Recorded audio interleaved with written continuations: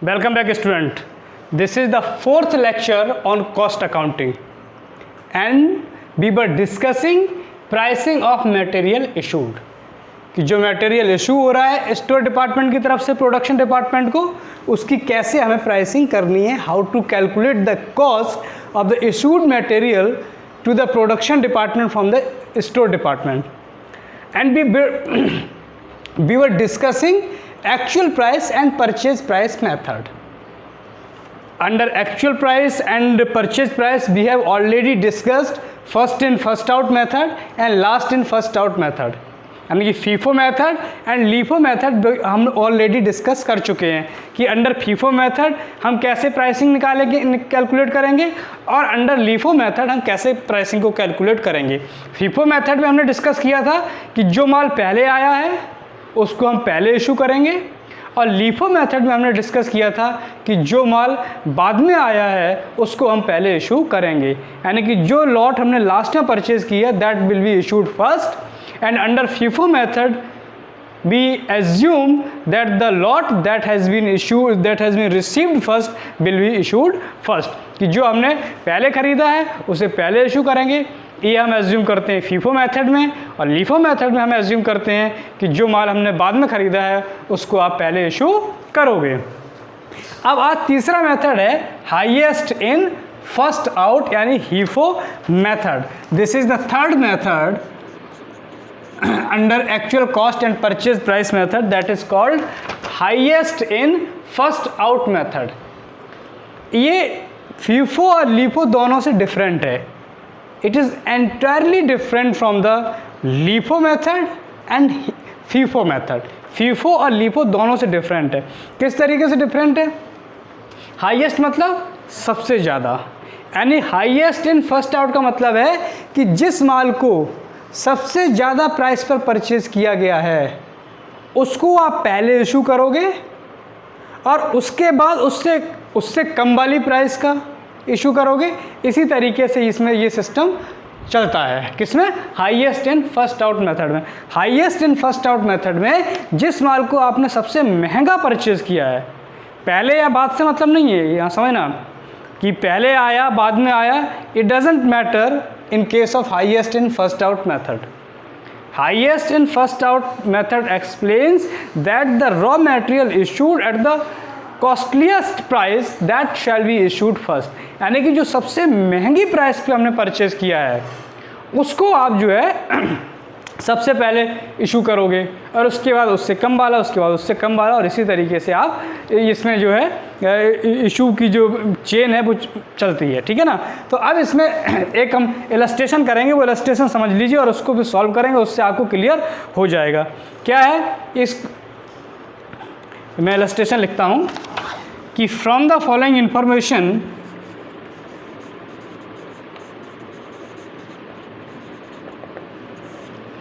from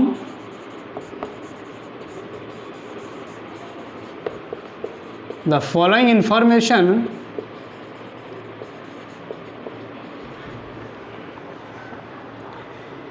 prepare store ledger account, prepare store ledger account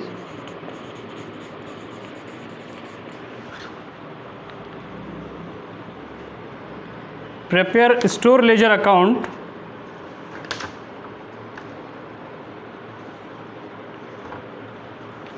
on HIFO basis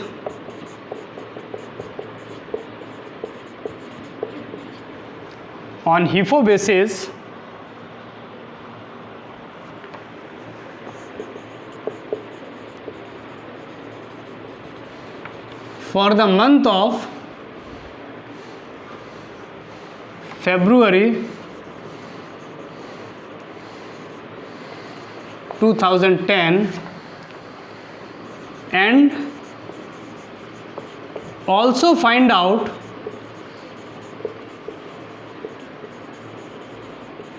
the value of closing stock at the end of the month।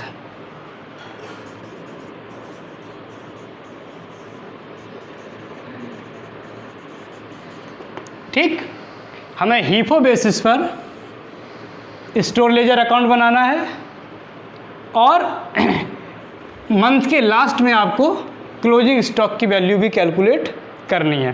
क्या क्या information है? First information है कि balance as on 1 February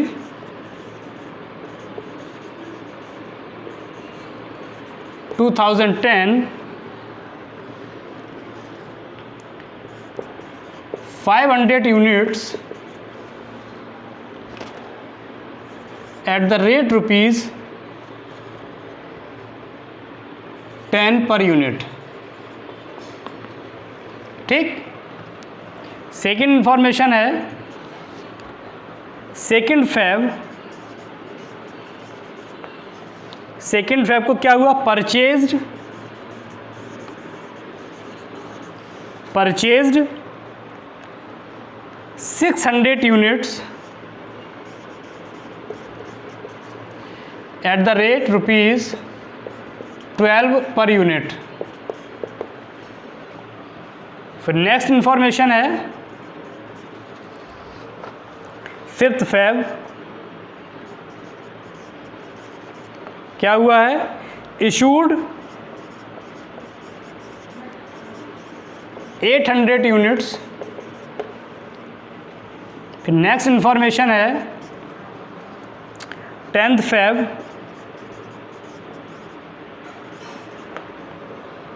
purchased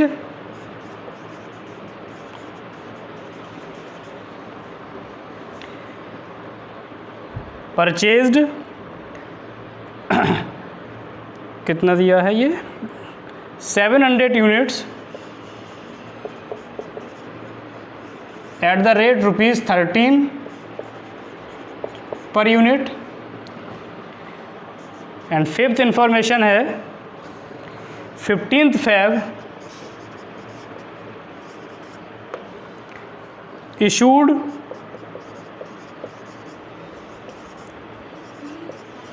800 units। And sixth information है 18 February purchased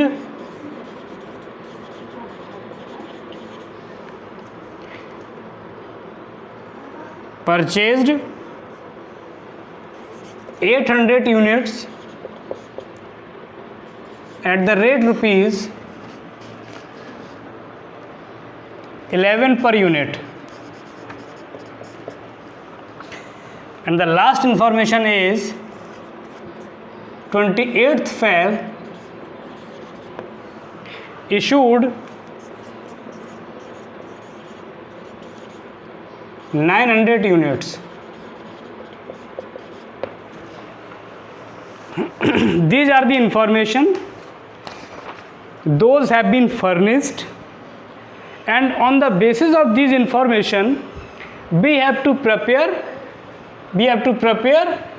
a store ledger account। We have to prepare a store ledger account on the base on HIFO basis, highest in first out basis for the month of February 2010, और आपको उसकी closing stock की value भी calculate करनी है।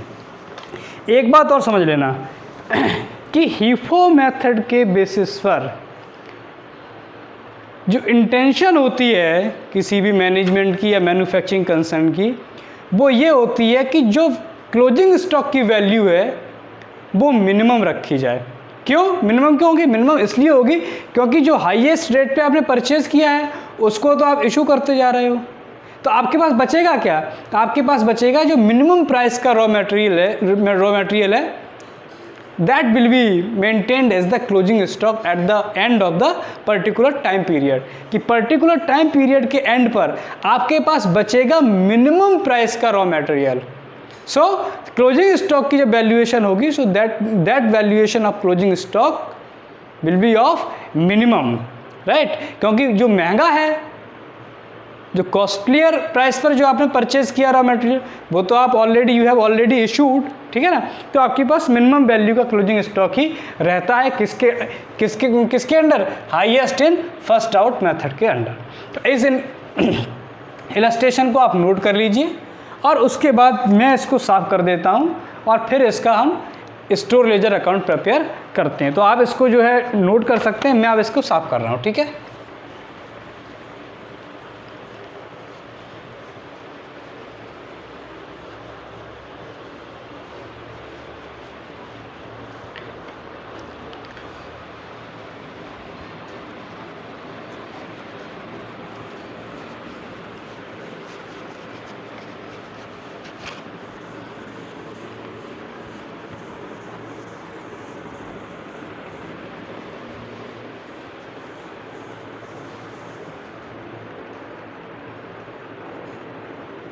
अब जब solve करेंगे तो सबसे पहले आप क्या लिखेंगे, स्टोर लेजर अकाउंट और उस मेथड का नाम जिसके अंडर आप उसे सॉल्व कर रहे हैं, हीफो मेथड। ठीक, आपने लिखा है store ledger account under HIFO method. आप नीचे ये भी लिख सकते हैं for the month of February, या जो भी मंथ दिया हुआ है वो भी लिख सकते हैं अगर आप लिखना चाहो। अदरवाइज़ तो मंथ की इंफॉर्मेशन जो है वो जब आप लेजर बनाते हो तो उसमें आ ही जाता है, लिखना चाहो तो लिख दो, कोई ऐसा इशू नहीं है उसमें। अब इसका आप फॉर्मेट ड्रॉ करिए।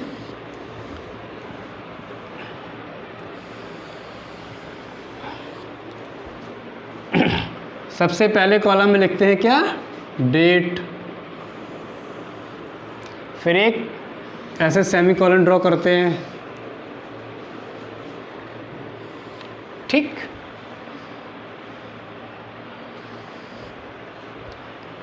तो यहां पर लिखते हैं पहले कॉलम में क्या लिखते हैं, परचेज या रिसीव्ड,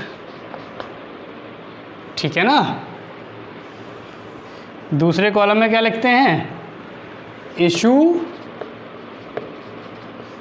या सेल, और थर्ड कॉलम में क्या लिखते हैं, बैलेंस, कितना आपके पास बैलेंस बचा, कितना खरीदा, कितना बेचा और कितना बैलेंस बचा। तो इस तरीके से हम 3 कॉलम में इसको फॉर्मेट बनाते हैं। और इसमें भी 3 कॉलम, पहला कॉलम क्वांटिटी,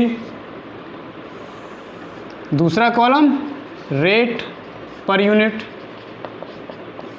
और तीसरा कॉलम अमाउंट रुपीज़ में। वही 3 कॉलम इशूड में भी quantity, rate per unit and amount. यही 3 कॉलम बैलेंस में भी, कितना माल बचा, किस रेट का बचा और कितनी वैल्यू का बचा। ठीक, ये फॉर्मेट है। अब इसे सॉल्व करेंगे तो सबसे पहले डेट वाले कॉलम से स्टार्ट करते हैं। तो सबसे पहले तो वो ईयर मेंशन कर दो जिस ईयर का डेटा है, तो 2010, जिससे कि आपको बार बार उसको ना लिखना पड़े, आपने ऊपर ही लिख दिया 2010। अब डेट देखो, मैं इसमें देखता हूँ क्या है, फर्स्ट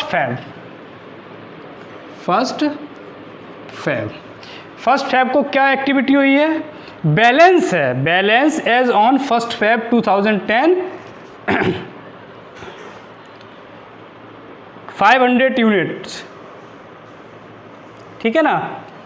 बैलेंस जो दिया हुआ है वो दिया हुआ है कितना, 500 यूनिट्स, और किस रेट का दिया है, 10 रुपीज़ के रेट का। तो बैलेंस में लिखिए आप ना, तो हमने परचेज तो किया नहीं है, हमने इसे परचेज तो किया नहीं है, हमने तो जो है सिर्फ इसको बैलेंस है यानी कि स्टॉक में है, परचेज नहीं किया। तो परचेज वाले कॉलम को ब्लैंक छोड़ दिया, फिर इशू वाले कॉलम को वो छोड़ दिया, फिर हमने बैलेंस में क्वांटिटी लिख दी कितनी, 500 यूनिट्स, किस रेट का, ₹10 पर यूनिट, और तो कितना हो गया, 5000 का हो गया। ठीक, अब नेक्स्ट डेट क्या है, 2 Feb। 2 Feb को क्या हुआ है, परचेज्ड 600 यूनिट्स, तो हमने 600 यूनिट परचेज किए, तो पर क्वांटिटी में लिख दिए 600 यूनिट्स। किस रेट से? 12 रुपीज़ पर यूनिट के रेट से। तो ये कितना हो गया? 7200। अब हमने इशू कुछ नहीं किया, तो इशू वाले कॉलम को हमने ब्लैंक छोड़ दिया। अब बैलेंस कितना हो गया? 500 तो पहले से बैलेंस था, 600 और ये बैलेंस का आ गया, तो 600 12 रुपीज़ पर यूनिट के रेट से 7200।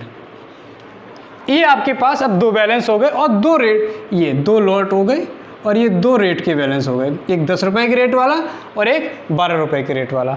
अब नेक्स्ट डेट क्या है? 5th of Feb। 5th of Feb को क्या एक्टिविटी हुई है? 5th ऑफ Feb को कह रहे हैं इशूड 800 यूनिट। अब ये 800 यूनिट इशू कर रहे हैं, यानी हमने 5 फरवरी को अपने ख़रीदा तो कुछ भी नहीं, तो हमने परचेज वाले कॉलम को ब्लैंक छोड़ दिया। अब इशू कितने कर रहे हैं? इशू कर रहे हैं 800 यूनिट्स। अब देखिए हमारा मेथड कौन सा है? हाईएस्ट इन फर्स्ट आउट, यानी कि जो सबसे महंगा ख़रीदा है उसको पहले हम इशू करेंगे और उससे कम वाला कम प्राइस वाला हम बाद में इशू करेंगे। अब आपके पास दो लॉट हैं, एक 500 यूनिट्स की और एक 600 यूनिट्स की। आपके पास दो लॉट हैं, एक 500 यूनिट की और एक 600 यूनिट की, एक 10 रुपये की रेट वाली और एक 12 रुपये की रेट वाली। तो 10 और 12 में कौन सा ज़्यादा है, महंगा है? 12 वाला। तो पहले 12 वाला इशू करोगे। एक लॉट 500 यूनिट की है जो 10 रुपये पर यूनिट के रेट से ख़रीदा, एक लॉट 600 यूनिट की है जिसे हमने 12 रुपये पर यूनिट के रेट से ख़रीदा। तो 10 रुपये पर यूनिट और 12 रुपये पर यूनिट में महंगा कौन हुआ? 12 रुपये पर यूनिट वाला। तुम्हारा मेथड कौन सा है? Highest in first out. तो हम पहले 12 रुपये वाला इशू करेंगे और उसके बाद फिर हम 10 रुपये वाला इशू करेंगे। अब हमें 5 फरवरी को इशू कितना करना है? 800 यूनिट। तो यानी कि ये 600 तो पूरा इशू हो जाएगा, ये 600 तो पूरा इशू हो गया। अभी हमें 800 इशू करना है, 800 में से 600 तो ये इशू हो गया। अभी कितना और इशू करना है? 200। तो 200 अब करेंगे इसमें से इशू। कौन सा रेट है? ₹10 पर यूनिट। तो ये हो गया 2000। अब बैलेंस कितना बचा? ये 600 तो पूरा इशू हो गया, तो ये बैलेंस तो हो गया नील। इस 500 में से कितना इशू कर दिया? 200। तो अब बैलेंस कितना बचा इस 500 में से? 300। कौन से रेट वाला? 10 रुपये पर यूनिट वाला, यानी 3000 का। यहाँ तक क्लियर हो गया? हमारे पास 10 रुपये और 12 रुपये के रेट वाले दो लॉट थे। हम कौन सा मेथड अप्लाई कर रहे हैं? HIFO, highest in first out. ठीक, तो हाईएस्ट इन फर्स्ट आउट से मतलब है जो सबसे महंगा खरीदा उसको पहले इशू करोगे। तो हमें 800 यूनिट इशू करने थे, तो सबसे पहले हमने ये 12 रुपये वाले सारे इशू कर दिए 600, और 200 हमने कर दिए इसमें से इशू। क्लियर? बैलेंस कितना बचा? 600 पूरा इशू हो गया, तो ये तो नील हो गया। इस 500 में से 200 इशू कर दिए, तो अब बचे 300, 3000 की वैल्यू का। ठीक, अब नेक्स्ट डेट आते हैं 5 के बाद, 10 फरवरी, 10th Feb। Purchased 700 units at the rate ₹13 per unit. 700 unit हमने परचेज किए, क्वांटिटी वाले कॉलम में लिख दिए 700 यूनिट्स। किस रेट से? ₹13 पर यूनिट के रेट से। तो ये हो गए 9100। इस डेट में हमने इशू कुछ नहीं किया, तो इशू वाले कॉलम को आपने ब्लैंक छोड़ दिया। अब बैलेंस वाले कॉलम में आओ। 300 तो पहले से ही बैलेंस है 10 रुपये के रेट वाला, ये 700 और बैलेंस में आ गया।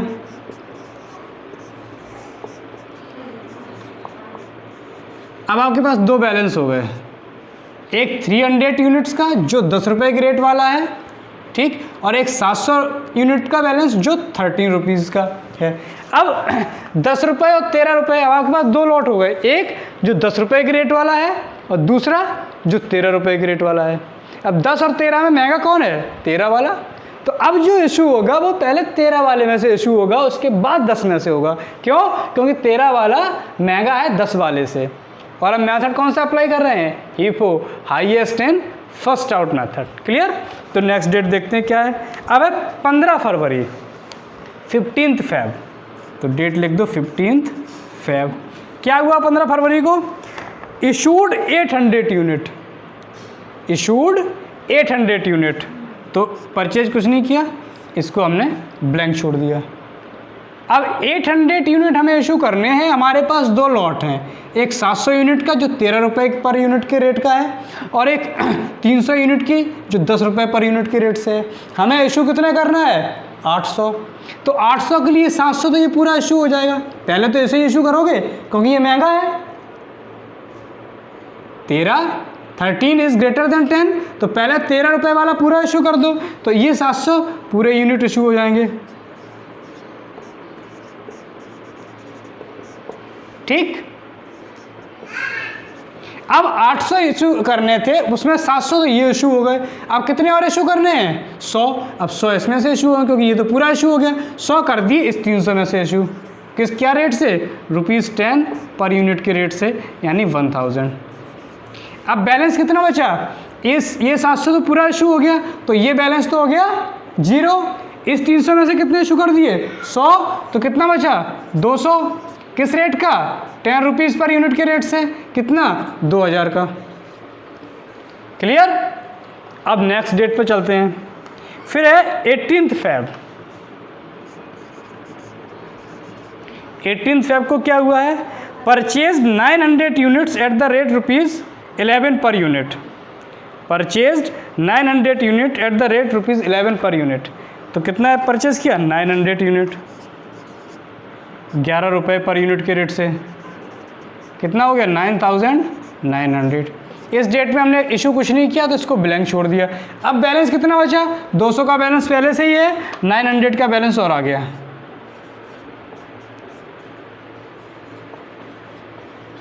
ठीक, अब आपके पास 2 बैलेंस हो गए, एक ये और एक ये, एक 10 रुपये के रेट वाला और एक 11 रुपये के रेट वाला। ठीक है ना, एक 10 रुपये के रेट वाला और एक 11 रुपये के रेट वाला। अब नेक्स्ट है 28 फेब। 28 फेब को कह रहे हैं इशूड 800 यूनिट, 800 यूनिट इशू करने हैं। इशूड 800 यूनिट, परचेज कुछ नहीं किया, परचेज वाला कॉलम खाली छोड़ दीजिए। 800 यूनिट इशू करने हैं। अब 2 लॉट है, एक 200 यूनिट की लॉट है और एक 900 यूनिट की लॉट है। एक 200 यूनिट की लॉट है और एक 900 यूनिट की लॉट है। तो और एक 10 रुपये के रेट वाला है, एक 11 रुपये के रेट वाला है। महंगा कौन है? 11 वाला। तो अब जो इशू होगा वो पहले 11 वाला इशू होगा। कितने यूनिट इशू करने हैं? 800। तो 800 इसमें से इशू होंगे, 11 रुपये रेट वाला। तो क्वांटिटी लिखिए 800, प्राइस लिखिए 11 रुपीज़ पर यूनिट, तो ये हो गया 8800। अब बैलेंस कितना बचा? ये 200 तो पूरा बैलेंस बचा, क्योंकि अब इसमें से कुछ भी इशू नहीं हुआ है, 10 रुपीज़ पर यूनिट के रेट वाला। और इस 900 में से कितना इशू हो गया? 800, यानी इसमें से बचा 100, 11 रुपीज़ वाला, ये हो गया 1100। तो ये हमारा बैलेंस बचा है eight the end of the month. अब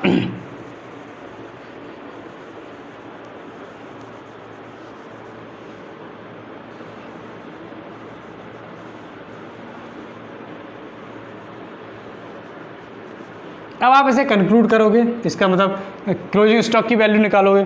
तो अब लिखोगे आप वैल्यू ऑफ क्लोजिंग स्टॉक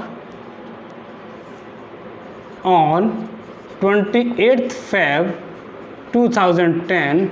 कितना बचा? एक 200 units, 200 units at the rate ₹10 per unit, यानी 2000 रुपीज़ 2000। और दूसरा 100 units at the rate ₹11 per unit, यानी ₹1100, यानी कि टोटल हो गया आपका ₹3100। This is the answer. तो ये है मेथोडोलॉजी हीफो मेथड से क्वेश्चन को सॉल्व करने की। कैसे सॉल्व करते हैं हम? इसमें जो है क्या देखते हैं, हीफो मेथड में फीफो या लीफो की बेसिस में नहीं करते हैं। फीफो या लीफो में फीफो क्या होता है? First in first out. पहले आओ पहले पाओ, जो पहले आया उसको आपने पहले इशू कर दिया। प्राइस क्या था, ये मैटर नहीं करता है फीफो मेथड में, और प्राइस मैटर नहीं करता है लीफो मेथड में। हीफो और फीफो टाइमिंग पर डिपेंड करते हैं। फीफो एंड लीफो जो है वो टाइमिंग के बेसिस पर उनको कि what is the arrival time of material in the store. FIFO कहता है कि जो पहले आया है वो पहले इशू होगा, लीफो कहता है जो बाद में आया है वो पहले इशू होगा। लेकिन जो हीफो है, हाईएस्ट इन फर्स्ट आउट है, वो उसका अराइवल कब हुआ है, किसका, रॉ मटेरियल का, उसको वो कंसीडर नहीं करता है। अकॉर्डिंग टू हीफो मेथड वो कहता है कि जिस मटेरियल को या जिस लॉट को सबसे महंगे प्राइस पे हमने ख़रीदा है उसको आप पहले इशू करोगे। वो कब आया, किस डेट में आया, ये मैटर नहीं करता है, लेकिन वो किस रेट पर आया है ये मैटर करता है। कब, किसके अंडर में, हीफो मेथड के अंडर में। So under HIFO method the price and the cost of raw material is considered at the time of issuance of the material to the production department। ठीक, तो हमने पहले क्या देखा, 1 फरवरी को बैलेंस था 500 यूनिट का 10 रुपये के यूनिट वाला, हमने लिख दिया 5000। फिर 2 फरवरी को 600 यूनिट परचेज की 12 रुपये के रेट से, फिर हमने बैलेंस में लिख दिया 612 रुपीज़ पर यूनिट, 7200। फिर 5 फरवरी को हमें 800 यूनिट इशू करने थे, अब 2 लॉट थे 500 का 600 का। 500 वाला 10 रुपये के रेट वाला था, 600 12 वाला था। 10 और 12 में कौन सा महंगा है, 12 वाला। तो हमने 800 के लिए पहले 600 यूनिट ये सारे इशू कर दिए 12 रुपये के रेट वाले, 200 हमने इसमें से इशू कर दिए। बैलेंस कितना बचा, ये 600 वाला तो हो गया नील, इस 500 में से 200 इशू हो गए, तो कितने बचे 310 रुपीज़ पर यूनिट की रेट से 3000 का। ठीक, फिर 10 फरवरी को 700 यूनिट फिर से परचेज किए 13 रुपये के रेट से 9100 का हो गया, इशू कुछ नहीं किया, उसको छोड़ दिया।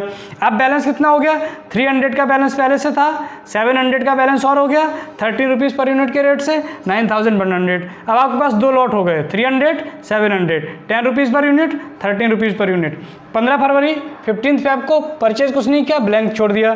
कितना हमें इशू करना था, 800 यूनिट। अब 800 के लिए 700 तो ये सारे इशू कर दिए क्योंकि ये महंगा है तो इसको पहले इशू करेंगे, तो 700 ये इशू कर दिए, और 100 हमने इस 300 में से इशू कर दिया। बैलेंस कितना बचा, ये 700 पूरा इशू हो गया तो ये बैलेंस हो गया 0। इस 300 में से 100 इशू कर दिया तो बैलेंस कितना बचा, 200, 10 रुपीज़ के रेट वाला 2000। फिर 18 फेब को 900 यूनिट परचेज किए 11 रुपीज़ पर यूनिट के रेट से 9900 का हो गया। बैलेंस कितना हो गया, 200 बैलेंस पहले से था, 900 का और आ गया, तो ये हो गया, ये बैलेंस हो गया। एक हो गया 10 रुपीज़ का, एक हो गया 11 रुपीज़ के रेट से। 28 फेब को 800 यूनिट इशू करने थे, तो 800 यूनिट किस में से इशू होंगे, इस 900 में से इशू होंगे क्योंकि ये महंगा है। तो इस 900 में से 800 यूनिट इशू हो गए। बैलेंस कितना बचा, ये 200 पूरा बैलेंस बचा। इस 900 में से 800 इशू हो गया तो 100 बैलेंस बचा। तो अब क्लोजिंग स्टॉक क्या है, 28 फरवरी 2010 को 200 यूनिट ये 10 रुपये के रेट से और 100 यूनिट ये 11 रुपये के रेट से, टोटल 3100 का आपके पास क्लोजिंग स्टॉक बचा at the end of the month of February और on 28 February 2010 the value of closing stock is 3100। And अगर आप यूनिट्स में बात करो तो 200 यूनिट एंड 100 यूनिट। इस तरह से हम करते हैं अंडर हीफो मेथड में क्वेश्चंस कि जो सबसे महंगा खरीदा है उसको पहले हम इशू करते हैं। आई होप कि आपको ये क्लियर हो गया होगा। अब इसका मैं असाइनमेंट आपको दूंगा and you will solve the assignment. Thank you very much.